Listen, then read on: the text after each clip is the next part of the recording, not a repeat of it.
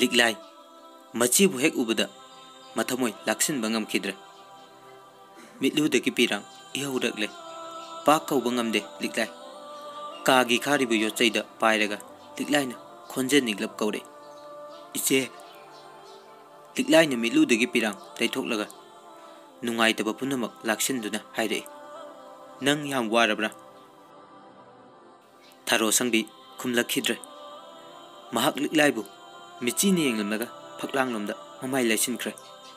खुदक अदुदा लिकलाइना अमुसु हाइरे इचे नौपा लाई नंग करिगे अदु सोंथरिबनो अइखोइ लेरि नंगी कना वाटली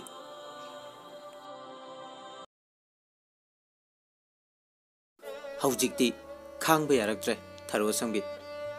लिकलाइगी पिरोइनेब वाहि खरा अदु तारुबदा थारो कपलकले महाकना मिलुदा सिंथरकलिबा पिरांग तैथोकलगा लिकलाइदा येंगदुना हाइरके लिकलाई इमा यावरकप्रा यावरकते लिकलाई मचेगी पाउखम पीबा ngamlaktre महाकी थजन खंगौदना फुंगलके लिकलाइना सोर चनिंग तान होंथरदुना नुंगाइतबा क्या लाक्सिलगा हाइरके इमा नंगी पाउ तारमखिरो लिकलाई पाउसी थारो संगबी मखा तागे तोरकपदा तोखरे खुदक अदुदा लिकलाइना हाइरके इमागी वा अराइबने इचे नंगी थोखरिबा थौदोकसे कमदौरिबनो अइंगोंदा हायु लिकलाइगी वाहै ताबदा थारो संगबी ngahak tuminna lairuraga yam hainingdabagi matauda tangai phadana ngarang thokriba thaudoki asamba pau ikai iki thadokna tamlaki aroibada tharo sangmina hare liklai aigi damakta di khalluranu nahak imabu ningthina seba tawro liklai karino nang na haidubo nahak thongna layu iche nangi damak maitai macha chama chama chongthokna lepkani mo laba samaj ki lamchat naidaba कयाबु सुनथोकनबा नसागी इज्जत कनकिबने मैतै नुबीगी मिंगचतने इचे लिकलाई ताइबतोन उनबरा उनदे लिकलाइना पाउखम पीरिङैदा पुलिसना मतम लोरे खंगलक्तुना कौथोकलक्ले खुदक्तुदा लिकलाइना थारो संगबिदा हायरमे इचे आई चावरे नंग करिमता वागनु आई चतले मचिन मोपाना ngangnariba sonaribadu anakpada laiba कादगी मीसिंगने ममित कुप्तना येंगमदगी नुपा अमन हाइरगे इबुंगो नुपी मचासिगी मतौ येंगबा नुंगाइते वायन चंग योरगा महाकपु लौथोकपियु अचुम मरान बिचार सथरगा खंगनी लिकलाई नुपा दुगी पाउकुम पिरमद्रे महाक हाइफेट येंगलमलगा थोरकले महाकना police station गी होजंग लान थोरकपदा इबोतोन उनरे इबोतोना लिकलाई उबदा हंगले लिकलाई नंग थरोसंग उनब्रा महाक कमदो होरी तादा इचे करी थोइदोकपा तहौदे कशु तौदेबा इबोतोना मखा ताके मा हौजिक लोकअपता लेहौब्रा लेहौवे आई उनबा याखिद्रा आई अमुक्ता चंगलुखिगे लिकलाई चंगबिरुरनु तादा यारबदी इचिनेना वाफम खरा तानानी लिकलाइना मखा तारके तादा उरगे इचेदो नुंगाइतबा हेलनी लेंगलसे वाहैदुगे लोइनना मखोयनी मफमदुदगी चमिनखरे लंबी चतना चतना लिकलाई अमसुंग इबोतोन थारो संगबिगी मरमदा तानबा याबा तानरगा महाकपु खुदक्ता जमीनदा लौथोकनबा लेपनाखरे थवाई पानबसिंगी मनुंगदा लेंगबा चतपा पाइबा मरोल थोकपा पुमनमंगना अतताई लाक्लबदि मसागी मतिंग फुदोराई मतमदुदा चोंगथोराई मसागी मगुत पुक्सेल वखल लमदि थमोइनुंगदा लोलंबा मसक सा फावबना सिरमदा यौरकपदा माबु हातके तोरिबा मफम अमदि मिसक्तुगी मनाक चंगनिंगदे पुमनमक्तगी मरौ चावबा लौसिंग लेबा मियोइबना मसागी काननबगीदमक अंगम अंगम तुहतली हातली लोइनना अतोनबसिंगबु नहतपि धर्म अचुमरान अमदि मिनुंगसी मपान थोंगिनी चीरबा अतताई मतमदा मई इतपगी खुदोंग चाबा सांगादा नतना मीनसु मीदा लौनरी तोमचौ अमदि इबेथोइना मखोइदा चंगजफम लौरंबी मखोइना मसागी कानबा येंगबदा मियोइबगी ममल येंबिखिद्रबि थारो संगबिबु सनातोंबदा थांगना थिली हाइबगी मरांदा अकनबा दंदी पीनबा सेम सारी तोमचौगा सनातोंबगा लैनबा मरीगा थारो संगबि अमदि अपानबि मरीगा कनाना हेनबगे हाइबा वाहंग थबक ओइना मसक थोरकले सनातोंबु लायेंगदुना असोकपदगी फहनबा तोमचौगी थौदांग ओइख्रे अमरोमदा थारो संगबि अचुम मरान थिगटपीबगी महुत्ता फंगफम थोकपा मरानगी दंडीदगी हेना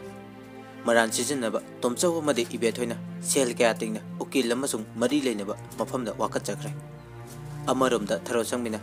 पुलिस की खुद चनख्रबा वायन चंग यौरपदा अपानबिदी मचागी मैना चाक्तुना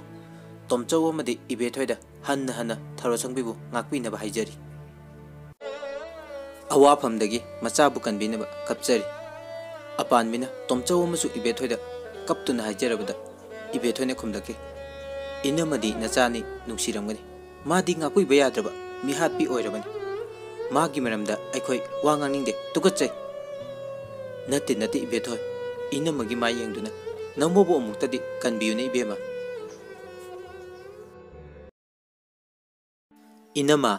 इनमना कपसल लौसिनरगा इबेथोइगी थमोय ओहनगदबि नते आइगी उपाने सोक्लिबजे करिगुंबा उपा सनातोमगी मथोय मांगलमलबदी कमदौबा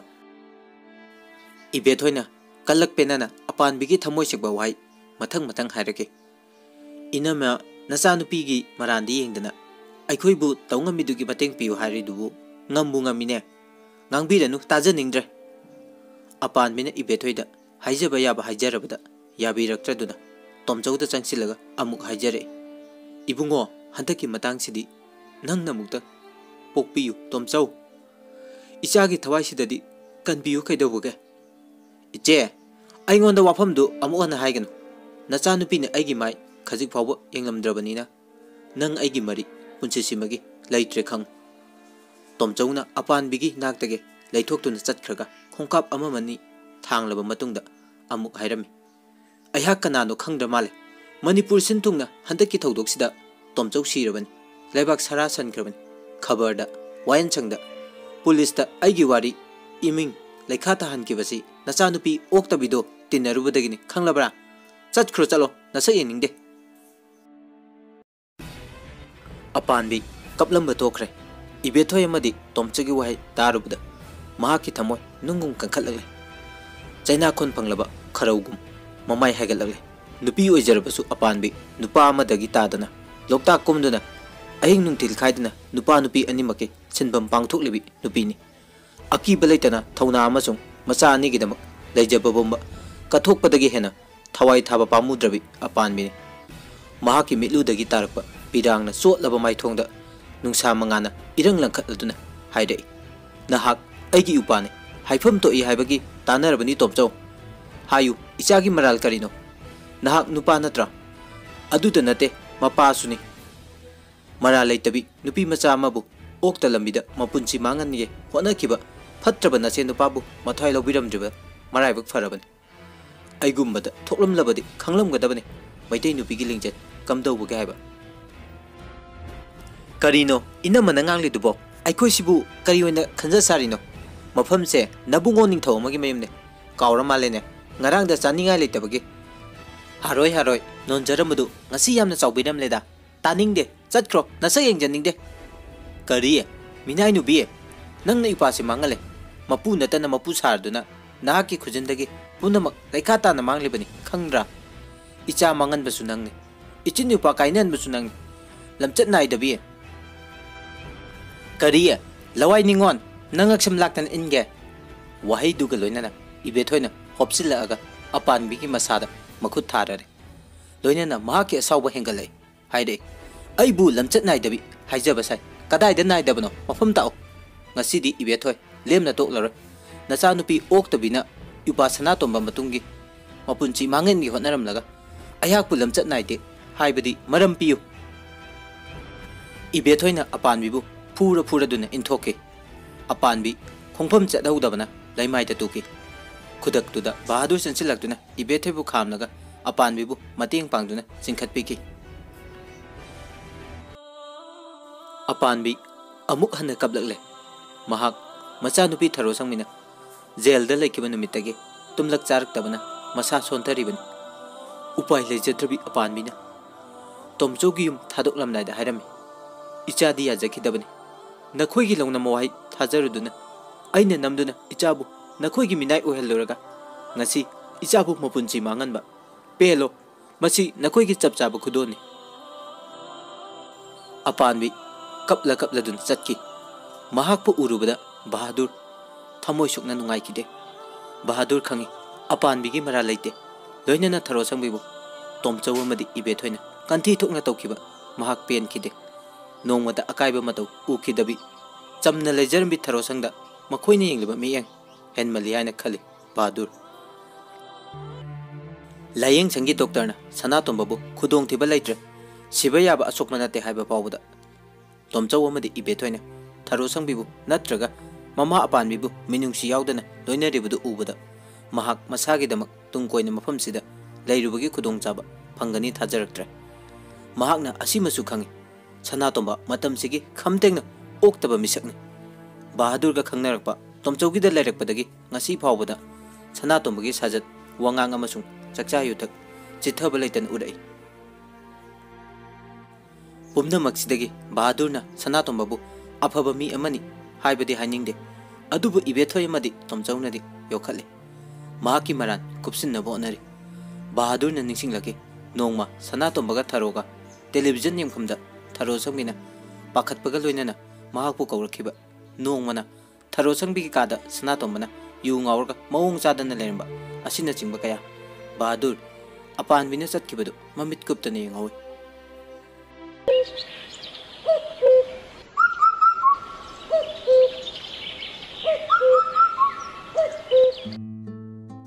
सनातोंबबु लायेंग लकपा ngasi 12 चुरे महाकपु लायेंग संगी डॉक्टरना युमदा लायेंगबदा अकाइबा लेट्रे ताकपिरे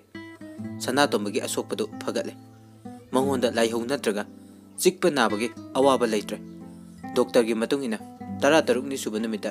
लायेंग संग थादोकनबा अयाबा पीरे सनातोंबना लेरिबा लायेंग संगी कासी स्पेशल वान मसिदा लेबगी सेल तिंगी अदुबु सेनगी दमक्तदि सनातोंबगी तोमचौ अमदि इबेथोइना अवातपा लेते सनातोंबना कासिदा लेरकपा नोंमनिनिदि मी यामना तेलमे हौजिकति नुमिदांग नतना अयुक नुंथिंदा मी अमा अनिदगी हेना सनातोंबगी सेबा लेत्रे सनातोंबगा वारी सानबा यारबा नुमित खरनी ममांगदा पुलिस की आयोना थोक्रिबा थौदोकि मरमदा कुपना हंके मतमदुदा सनातोंबा असेंगबा हाइदोखिदे सासिनबा पाउ तमके महाकी वारीदा अहौबगा अरोइबगा चानदबा वफम यावरक्पा आयोना खंगलबसु अमुक हना येतपगे महत्ता आयोना नोट तौसिलगा रिपोर्ट लौसिनके पुलिस की मतुंगदा प्रेस की म्यूट खरना अकुपा वारन सनातोंबदा हंगलकी प्रेस की मिसक्तुना हंगलकी कमदौना नुपी मसासी थांग पायरकलिबनो महाक मतमदुदा इंसांग सेमलमी इंसांग सेमबगी थांगनि करी मरमगिदमक महाकना अदोमबु थांगना थिल्लिबनो मदुगी मरम यामख्रे महाकना इबु नुंगाइतबा लेरमबा याय अइदि इचम चमना मंगोंदा फागी तौरुबनी खुदक्तुदा इथा थाजदना महाकना थांगना थिलकपनी नुपी मसागी जबान मतुंगिना अदोमना महाकु इज्जत मांगनबा तौई हारिबची असेंगब्रा मदु ओइदबा वानी अयाक मंगोंदा अरानबा तौखिदे नुपी मसासी वाखल चोइरबि अमदि नते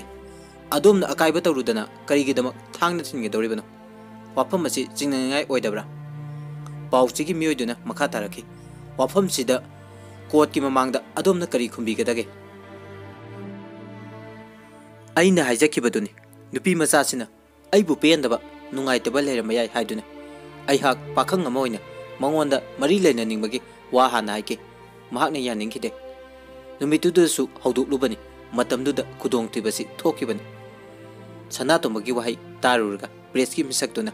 ngaya khallura khairake warau bigano tambiri bu wari sida thangna thinba yabagi thak yaudri wafam sigi manungda karigumba kharadi leiramba tai masidagi henba ato pahninga leite sanatomana masagi asengba uladun hairaki aihak nupi masa sigi manakta changloi phagi tawri asitani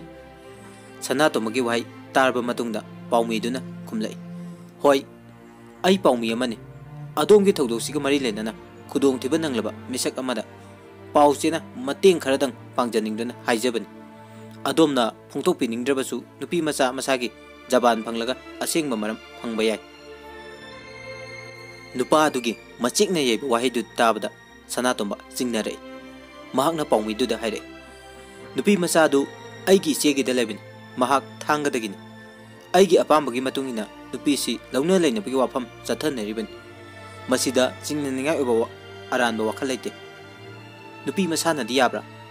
ꯌꯥꯗꯦ, ꯃꯗꯨꯗꯒꯤ ꯊꯣꯛꯂꯛꯄ ꯋꯥꯐꯝꯅꯤ꯫ ꯁꯅꯥꯇꯣꯝꯕꯒꯤ ꯑꯔꯣꯏꯕ ꯋꯥꯍꯩ ꯄꯔꯦꯡꯗꯨ ꯇꯥꯔꯝꯂꯒ ꯄꯥꯎꯒꯤ ꯃꯤꯑꯣꯏꯁꯤꯡ ꯑꯗꯨꯅ ꯌꯥꯝꯅ ꯅꯨꯡꯉꯥꯏꯖꯔꯦ, ꯑꯗꯣꯝꯒꯤ ꯑꯅꯥꯕ ꯊꯨꯅ ꯐꯕ ꯑꯣꯏꯁꯅꯨ ꯍꯥꯏꯔꯝꯂꯒ ꯆꯠꯈ꯭ꯔꯦ꯫ ꯅꯣꯡꯃ ꯅꯤꯅꯤꯒꯤ ꯃꯇꯨꯡꯗ ꯂꯝꯗꯝꯁꯤꯒꯤ ꯄꯥꯎꯆꯦ ꯈꯔꯗ ꯊꯔꯣꯁꯪꯕꯤ ꯑꯃꯗꯤ ꯁꯅꯥꯇꯣꯝꯕꯒꯤ ꯄꯥꯎꯈꯨꯝ ꯂꯣꯏꯅꯕ ꯊꯧꯗꯣꯛꯇꯨꯒꯤ ꯋꯥꯔꯣꯜ ꯀꯌꯥ ꯃꯊꯪ ꯃꯊꯪ ꯐꯣꯡꯗꯣꯛꯅꯔꯛꯈꯤ꯫